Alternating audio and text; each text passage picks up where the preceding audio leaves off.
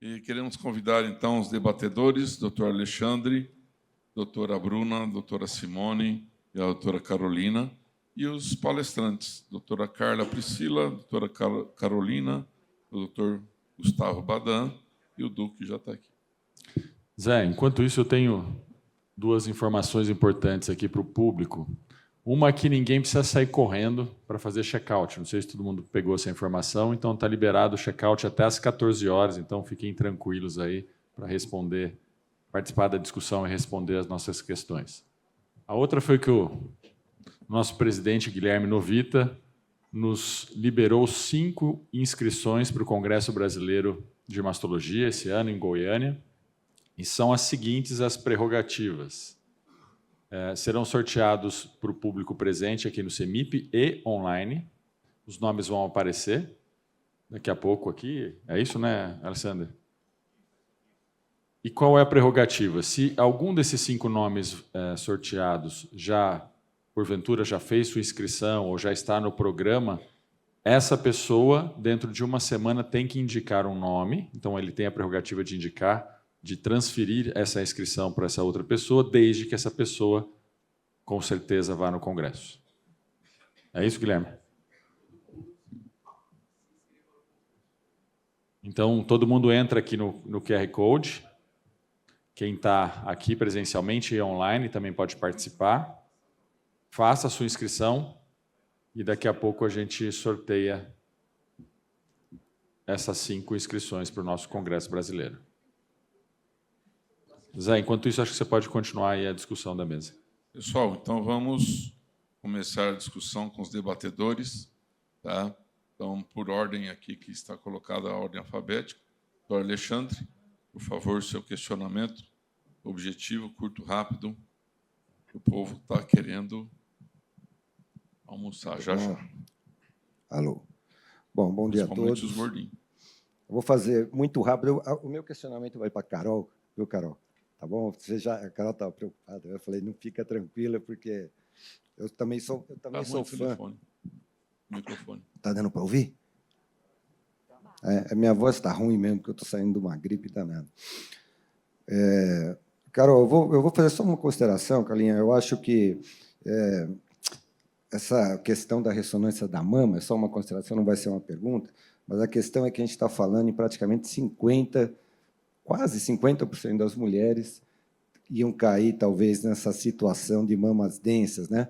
E com 10% de falso positivo numa primeira rodada, eu, sinceramente, acho muito pouco factível. Pelo menos no cenário atual, talvez daqui a alguns anos essas coisas mudem, mas eu acho muito pouco factível isso. Para Carol, Carol, a gente vê a gente tem um uso alargado, a gente usa muito ultrassom na mama, e com isso a gente tem visto muito. Antigamente a gente não via tanta lesão papilífera, e a gente tem visto muito essas pequenas lesões papilíferas, que eu não tenho dúvida, e elas são relativamente fáceis de você antecipar que aquilo é uma lesão papilífera, né? Não é difícil isso pelo ultrassom.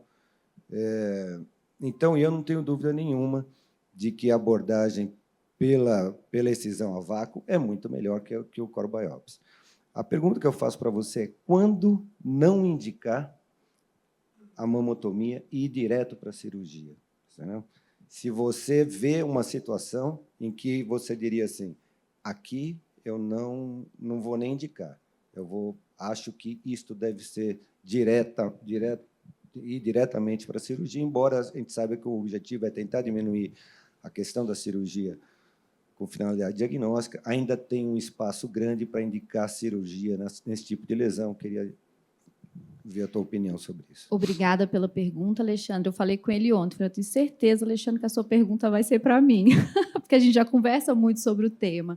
Mas eu acho assim, cirurgia aquela lesão que você está suspeitando que é câncer, eu acho que nunca. A gente não deve submeter uma paciente a uma cirurgia sendo que você acha que ela é oncológica. Se você pegar os padrões de qualidade do Colégio Americano de Cirurgiões da Mama, por exemplo, menos de 10% das pacientes têm que ir para o centro cirúrgico sem um diagnóstico. Então, se você acha que é câncer, eu acho que nunca. Porém, se a gente pensar aqui uma situação de uma paciente que está com uma descarga papilar importante, você faz um ultrassom, você vê múltiplas lesões intraductais que você não vai conseguir ressecar, enfim, você tem quase certeza daquele diagnóstico, você vê que é uma lesão benigna que está prejudicando a qualidade de vida da paciente, talvez seria uma opção que você poderia operar. É um cenário que eu vejo que talvez seria uma indicação. Mas até quando você tem descarga papilar e for uma lesão única, se a lesão for pequena, às vezes você consegue ressecar aquela lesão e a paciente vai deixar de te apresentar sintomas.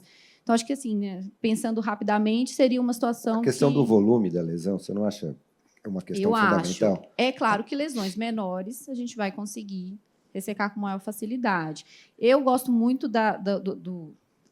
do cut-off, vamos dizer assim, de lesões subcentimétricas, a gente consegue, mais que isso, talvez já comece a aumentar aí a chance de sangramento, enfim, a gente sabe que tem os entusiastas que fazem ressecção de lesões de 3 centímetros, eu não acho que seja a melhor opção, mas eu acho que lesões subcentimétricas realmente a gente deve abordar com biópsia a vácuo. Lesões maiores, a core biopsy resolve muito bem para a gente a grande maioria das lesões. Carol, aproveitando, nas B3 você coloca clipe depois da... A indicação é, sempre que você faz uma biópsia a vácuo, é bom você colocar um clipe metálico. Por quê? Se você ressecou completamente a lesão e ela é benigna, você vai fazer o segmento imaginológico com muito mais segurança, você vai saber onde estava aquela lesão. Se for um câncer, você vai ter que voltar naquele leito. Então, você pode perder esse leito cirúrgico se você não clipar. Bom, doutora... Posso só fazer só um último comentário aqui, só porque do Eduardo eu achei um negócio muito bacana, só queria colocar o seguinte, 85% de sensibilidade, Edu, me parece muito bom, porque eu estava conversando hoje de manhã com o Juliano, mesmo quando você faz um sentinela na axila e ela vem negativa, você ainda tem um número grande da possibilidade de você ainda ter lesão. E a gente se contenta com isso. Então, me parece que está muito bom. O ultrassom é muito bom, excelente. A questão já está na hora, eu acho que já está na hora, a questão é até que ponto nós temos coragem de parar de querer a biópsia e começar a trocar isso pela ultrassonografia como forma de estadiar e de querer prever o que está acontecendo na axila.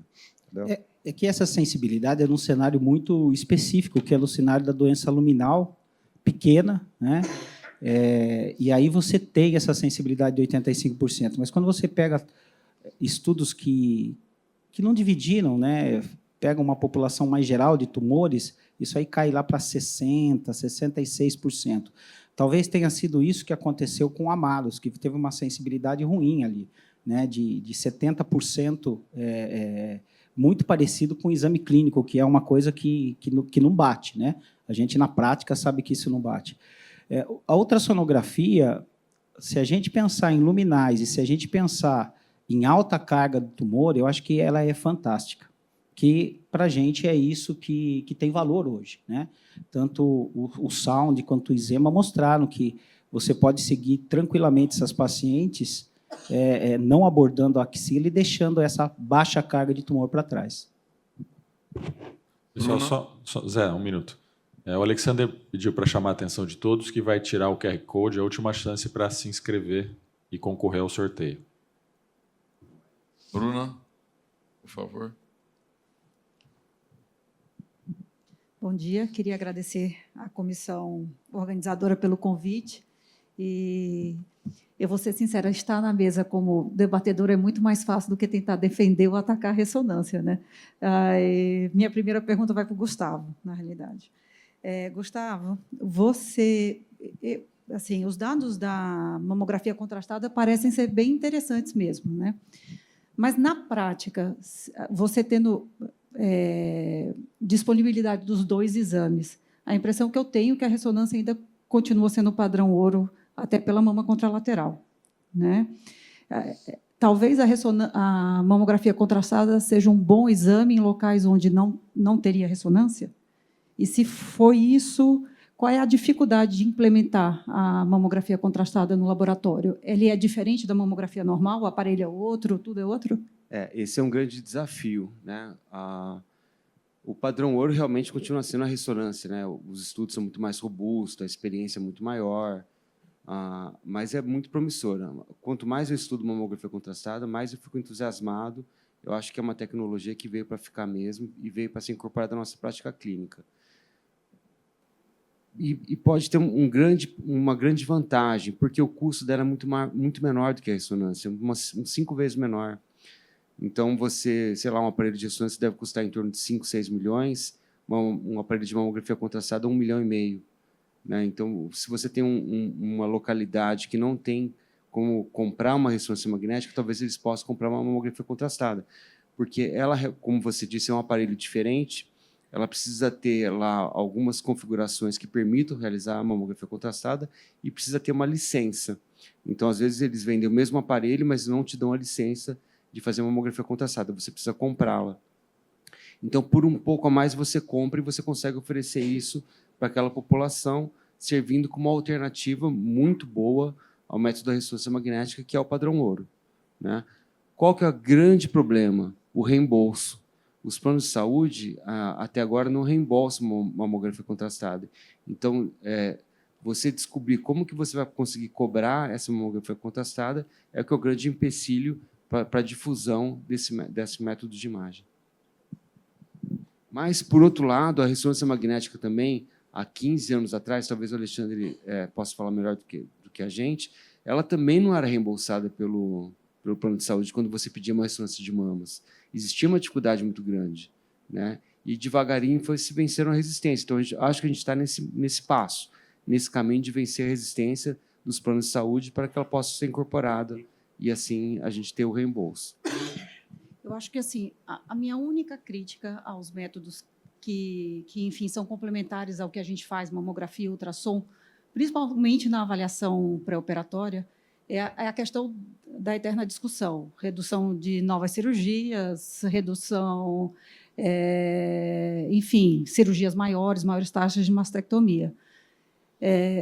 A grande discussão aqui, eu acho que a gente já tem que ter uma ideia hoje de como é que a gente vai usar esses métodos de forma a pensar em descalonamento de tratamento, porque a gente fala em descalonamento em todas as esferas.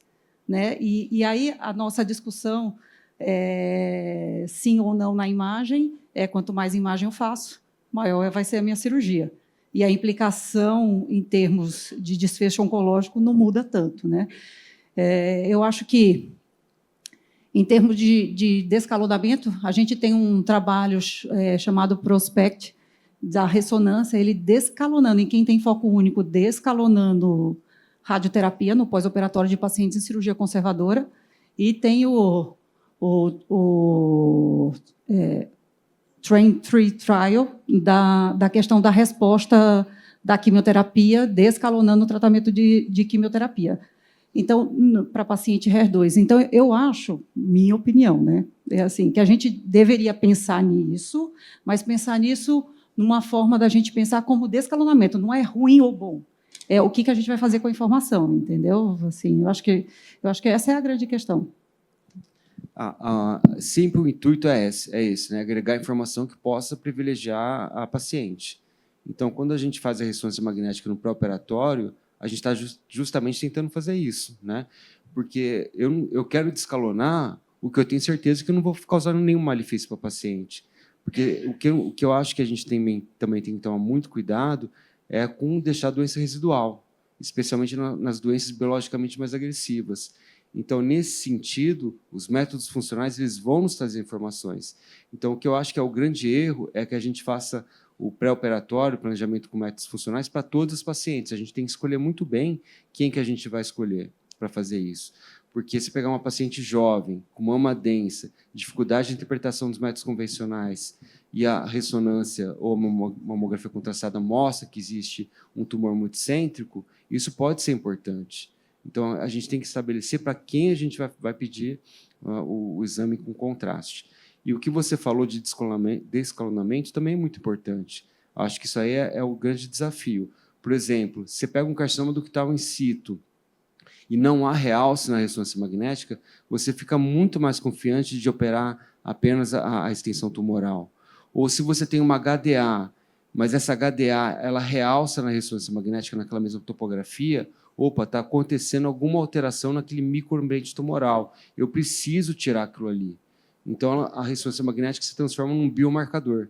que é um trabalho aí que eu estou ansioso para, um grande amigo vai publicar na Radiology, e eu estou ansioso para poder ler. Simone? Para a Carla, ela deu uma aula super completa e saiu elegantemente, né? Porque você respondeu a questão da ressonância na mama densa, que sempre deixa a gente temeroso, mas também temeroso com o que você pode ter de falso positivo e não conseguir biopsiar. Então, eu acho que é válido desde que você tenha todo um entorno aí que te calce, né? Porque depois você tem um falso positivo numa mama, não ter como biopsiar. E aí, então, a gente tem que pensar muito nessa questão onde a gente está inserido para pedir, e eu acho que isso vale para qualquer método de imagem, né? Fazer uma pergunta para a Carolina vai até um pouquinho diferente do cenário que você mostrou, porque o que eu percebo na prática de consultório é que as lesões papilíferas, elas não são aquelas lesões que o colega colocou no laudo como lesões mistas, cístico-sólidas. Muitas vezes eu tenho um resultado de uma COR, de um nódulo, ou até de uma mamotomia, se a lesão é pequena, e era um BIRADS 4, um nódulo, né? Eu, pelo menos a maioria das vezes que eu tenho um resultado anatomopatológico de lesão papilífera, na imagem não era uma lesão cístico-sólida, né? Então, eu acho que é aí que muita gente se embanana, porque você pede a biópsia e não sabe que vai vir uma lesão papilífera. Então, você não consegue, assim, vou direto no vácuo e já pedir para tirar bastante para uma lesão papilífera. Então, nessas pacientes que têm um BIRADS 4, um nódulo, eu não sei o que vai vir, né? Eu pedi uma COR, veio uma lesão papilífera sem atipia. O que fazer? E eu pedi um vácuo, fez o vácuo nessa lesão papilífera sem atipia, sem imagem residual. Queria que você falasse, principalmente para a audiência, para deixar bem esclarecido. Então, numa COR, uma lesão papilífera sem atipia, e num vácuo, uma lesão papilífera sem atipia. Na COR, geralmente, vai sobrar lesão, e na biópsia vácuo não vai. Carol, por favor, simples e objetivo. Rapidinho. Ótima pergunta, Simone. Então, quando eu coloquei ali como as lesões papilíferas se manifestam na imagem, existe a possibilidade de ser nódulo sólido, sim. Tá? Não é a maioria, na verdade, é a minoria das lesões, porém existe essa possibilidade. E aí, o que os protocolos falam? Se for uma lesão, foi um nódulo, você pediu uma core biopsy e veio uma suspeita, né, uma lesão papilífera, você tem que seguir a propedêutica. Então, as principais diretrizes, né, tanto o terceiro consenso quanto as guidelines da EUSOBI falam, você tem que fazer uma excisão dessa lesão. Ou você vai operar, ou você vai fazer uma biópsia a vácuo. Em 2023, os painelistas eram mais favoráveis à cirurgia, porém, em 2024, eles já foram mais favoráveis à excisão a vácuo. Então, a gente vê que tem mudado um pouco esse padrão, porém, veio papiloma na COR, você tem obrigatoriamente fazer a excisão dessa lesão. E a outra era se fosse um nódulo com atipia. A lesão papilífera sem atipia e você fez o vácuo. E não tem lesão residual. Não, era uma lesão pequena. Então, pelos principais guidelines, hoje em dia, a gente tem segurança de fazer o segmento dessa paciente com exames de imagem em 6 meses. Essa paciente não apresentou recidiva daquela lesão, está tratada. Tá? Hoje em dia, a gente tem a segurança de fazer isso. Obrigado. Doutora Carolina Stermeire. Bom dia, agradecer aqui à comissão pelo convite. A gente tem uma pergunta do chat para o professor Eduardo. Como você avalia nos casos pós-quetenel, haja visto que cortical, linfonodos sem alteração no ultrassom, podem ter carga tumoral, principalmente micrometástases? A gente sabe que, infelizmente, o desempenho da ultrassonografia para avaliar a axila pós-quimioterapia neoadjuvante é ruim, né? Você pode... Posso?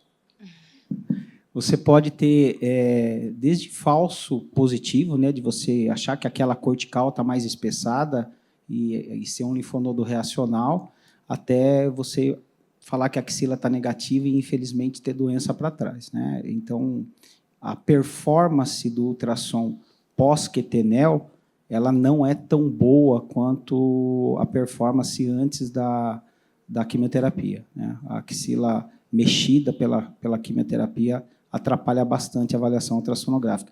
Não só ultrassonográfica, como de todos os outros métodos de imagem.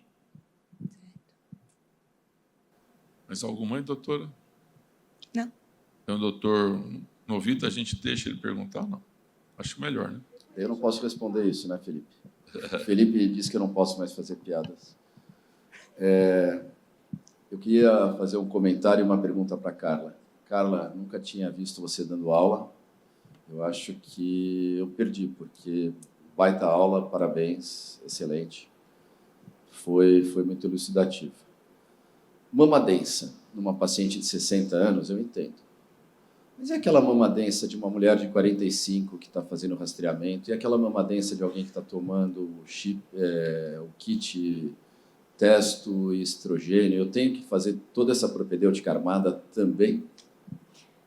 Obrigada, Guilherme. Muito honrada com esse comentário. E se a gente for pensar, né, que densidade mamária é um fator de risco independente, eu acho que sim. A gente tem que integrar isso a outros fatores que essa paciente possa ter. Então, eu acho, hoje em dia, mama densa, principalmente com protocolo abreviado, que te dá muita informação com sensibilidade igual ao protocolo padrão, eu acho que hoje em dia, sim, mama densa deve ser rastreada com ressonância. Aproveitar, Carla. Carla, ressonância para rastreamento, você usa abreviada. Lá no nosso questões- serviço é 100% abreviada. Isso. Para as pacientes que você tem dúvida nos outros métodos, que tem que ser uma ressonância mais cuidadosa. Abreviada também serve, mesmo padrão? Abreviada serve. Lá nós temos uma ressonância um pouco mais longa do que o protocolo abreviado da Christiane Ku, por exemplo. Então, nós temos 2 fases pré-contraste e 4 pós-contraste, num total de 9 minutos. Então, é bem tranquilo. Então, a gente acaba não perdendo lesão, porque a gente tem a parte cinética pós-contraste. Então, a gente não vai perder lesão. Então, ela vai servir tanto para rastreamento como para estadiamento. Obrigado. Mais dúvidas, pessoal? Doutora Simone? Vou fazer uma pergunta para o Eduardo. Até, sim, para os cirurgiões que estão aqui, que dá uma dica de ter ultrassom no consultório, né? Eu tenho um portátilzinho que agora me acompanha para todo lugar. Mas que dicas você daria, além da cortical espessada a 13 milímetros ou relação córtex-hilo, não sei se você usa essa relação de 1 também, para você avaliar se esse linfonodo é alterado, se linfonodos ao redor ou linfonodos contralaterais? Fala o que você usa mais de recurso para valer a pena fazer biópsia desse linfonodo. Eu uso a ultrassonografia em 2 cenários. Um cenário é o cenário do estadiamento mesmo axilar, né? Nesse cenário, eu tomo muito cuidado com os níveis anatômicos. Então, o ultrassom ele é muito bom em pacientes magras e para o nível 1. A gente já começa a ter dificuldade para pacientes mais obesas e já começa a ter dificuldade para o nível 2 e nível 3, a não ser que o linfonodo esteja bem mais aumentado. Então, ressonância talvez estadie melhor nível 2 e 3 do que o próprio ultrassom. Mas no nível 1, que nos interessa, o que eu faço? Eu localizo, a gente vai ali na borda do músculo peitoral, vendo o peitoral maior, peitoral menor, desce, o sentinela está ali, é fantástico. Você já enxerga o sentinela e mais 2 amigos do sentinela ali, que são chamados dos linfonodos centrais da axila, e eu estudo detalhadamente esses linfonodos a nível de cortical.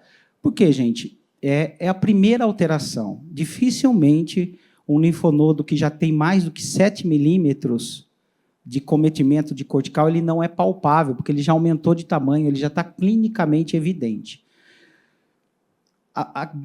O grande desafio é até 6 milímetros, é lógico, né? Não é 6 milímetros, mas é aquele 3,5, é aquele 4 milímetros. Esse é o grande desafio, principalmente nas doenças luminais, que você fala assim, agora, eu vou puncionar isso aqui ou não? Eu vou dar essa informação que é positiva ou não?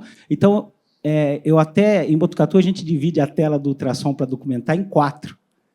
E eu documento pelo menos 4 linfonodos do nível 1, para mostrar que, de repente, só tem um com a cortical mais ou menos espessada. Os outros 3 estão tranquilos. Mas, quando eu tenho os 4, aí eu procuro fazer a abordagem com punção. Então, esse é um cenário. Um outro cenário que a gente utiliza é no centro cirúrgico. No centro cirúrgico, eu faço uma TAD. Eu estava conversando com o Ivo ontem. eu faço uma TAD guiada pelo ultrassom pós-QT-NEL. Então, quando eu tenho a paciente com axila clinicamente negativa, pós-quimioterapia neoadjuvante, eu vou com ultrassom na axila, e se eu acho que tem um linfonodo lá com a cortical meio esquisita, eu faço a dupla marcação, mas esse linfonodo eu agulho. Então, ele sai junto com a minha dupla marcação. E se antes eu tinha esse linfonodo positivo já, eu marco anatomicamente na axila onde que está esse linfonodo, eu documento anatomicamente, eu vou atrás dele com ultrassom no centro cirúrgico e também agulho esse linfonodo. Então, eu costumo fazer isso na minha prática clínica. Um estadiamento pré-cirúrgico, né? E utilizo também para a gente fazer a cirurgia, a ultrassonografia no intraoperatório. Alexandre, antes. Doutor? Olá, boa. Rapidinho, porque nós temos 1 minuto. Queria fazer pergunta do doutor Eduardo. Doutor Eduardo, o senhor falou que parte da zona cinzenta do ultrassom, seria cortical de 3 a 6 milímetros. Importante que até dezembro de 2025, a gente não tinha, pelo Colégio Americano, um cutoff disso daí. Usávamos muito que RGBD, inclusive uma revisão de artigo que a doutora Simone colocou em 2013 ou 2014, acho que na lista de audiologia, que falava especificamente de 3 milímetros como padrão ouro, que a gente acabou usando sem estar no BIAS propriamente dito. Ele falava especificamente cortical e não citava. Na versão do manual de 2025, ele colocou. Bem, da zona cinzenta, você colocou de elastografia, que poderia ser um achado adicional na tua palestra, que poderia ajudar. Qual achado de elastografia seria interessante ser adicionado, se você tem disponibilidade do método, para avaliação de axila, para evitar o erro que esse zona cinza tem, principalmente nos linfonodos que seriam BD3 e BD4, a princípio? Essa é a grande dúvida da literatura, né? Fala que a elastografia é boa para esse de 3 a 6 milímetros, mas quando você pega os parâmetros da elastografia que você considera alterados para fazer ou não a biópsia, eles não são uniformes. São mais ou menos igual ao SUV, que vai de 0,3 a 8. Né? Então, nós estamos começando em Botucatu, se Deus quiser, vai ser uma tese de mestrado da Carol, uma nova médica nossa lá, um estudo prospectivo com elastografia para tentar identificar exatamente quais são esses valores que possam ajudar. Eu tenho usado elastografia há uns 2 anos, eu não usava antes na axila, e a experiência que eu tenho, ela ajuda bastante nesses linfonodos, porque você tem dois parâmetros visuais na elastografia. Um parâmetro é da deformidade do tecido. Então, a máquina te dá uma curva, né, onde essa curva ela mostra o quanto o tecido deforma. Tecidos macios, eles costumam deformar mais, e tecidos mais rígidos deformar menos. Então, você tem essa primeira curva que ajuda. E a segunda curva, que é o enrijecimento do tecido. Mas nós não temos o número disso.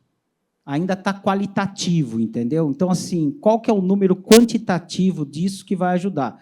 A gente está tentando pedir uma verba também para a FAPESP, porque o nosso aparelho é o aparelho que você tem que fazer a pressão manual. Que é um aparelho que, nossa, é muito dependente de cada exame. Né? Você tem que fazer 4, 5 medidas para você tentar chegar. E hoje a gente já tem a elastografia, que você só coloca o transdutor e o aparelho ele acaba fazendo isso de uma maneira automática. A literatura, eu não tenho experiência com esse método, mas a literatura é muito promissora de falar da avaliação axilar, medida da cortical, mais elastografia nessa janela, de 3 a 6 milímetros. Antes de 3 milímetros, não, e acima de 6 milímetros, também não, que o linfonodo vai estar comprometido. Doutor Rinaldi, rapidinho, que nós estamos estourados. Doutor Pessoinha. Rapidinho na parte prática, por favor. Paciente com cirurgia prévia, mamoplastia e uma suspeita de tumor, de câncer de mama, onde provavelmente ela tem uma hiperplasia linfonodal devido a processos inflamatórios precedentes. Você tem como diferenciar muito bem isso em relação se é um espessamento de cápsula ou uma alteração de hiperplasia linfonodal para esses casos? Acho que isso é uma prática bastante importante que a gente pode estar vendo. Não, a gente vai juntando informação. É muito interessante quando você lê o BIRADS mamográfico e vê a parte do linfonodo, né, que parece que é coisa clínica. Ele fala assim, olha, se tiver doença reumática e tiver esse linfonodo, está tudo certo, mas se não tiver, você dá 4. Né? Então, quando você tem o ultrassom como uma ferramenta para avaliar, pensando num processo reacional, a primeira coisa, avaliar as 2 axilas. Dificilmente você vai ter reação apenas numa axila, a não ser que você tenha um processo inflamatório local ali, a não ser que você tenha algo só naquela mama. Então, é obrigatório você saber qual que é o padrão desses linfonodos. Porque tem muitas mulheres que, a hora que você vai começar o estadiamento axilar com ultrassom, a cortical dela, a média, é de 4 milímetros dos linfonodos nível 1. E esses linfonodos são normais, são reacionais, provavelmente. A outra coisa é como que essa cortical se espessa. É pouco provável que o espessamento, principalmente acima de 4 milímetros, ele seja um espessamento homogêneo. Ele costuma ser espessamentos focais, que dá aquele sinal de mordida, tal. Então, assim, é você olhar para o linfonodo e falar assim, olha, tem uma área dessa cortical que está muito diferente do resto. Então, você vai juntando pistas, mas, infelizmente, a ultrassonografia e a imagem não vai conseguir descartar. E aí você vai ter que fazer uma punção, uma biópsia dirigida. Tem uma meta-análise recente comparando PAF e comparando biópsia por agulha grossa, COR. A gente usa, lá na faculdade, a gente usa de 16, agora está vindo uma agulha de 18, mas eu tenho muita experiência com 16 gauge, mostrando que a biópsia percutânea por agulha grossa é superior ao PAF, né, e ainda permite que você faça a análise imunistoquímica desse linfonodo, caso venha positivo.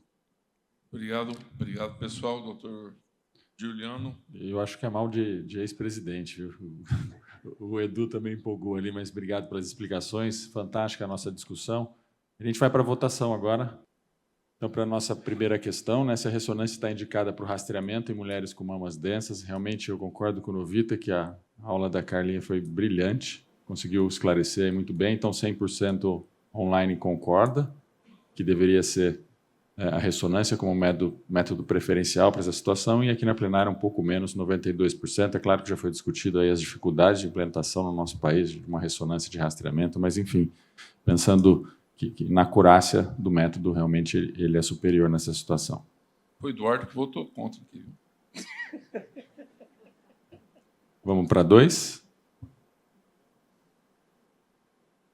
Aula da Carol. Né? Imagens sugestivas de lesões papilíferas devem ser abordadas preferencialmente por biópsia assistida a vácuo.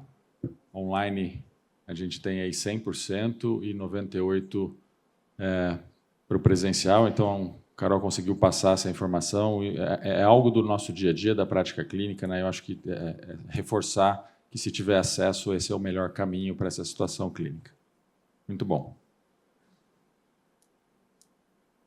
A questão 3, a mamografia contrastada pode substituir a ressonância no planejamento cirúrgico de mulheres com diagnóstico de câncer de mama, na aula do Badan.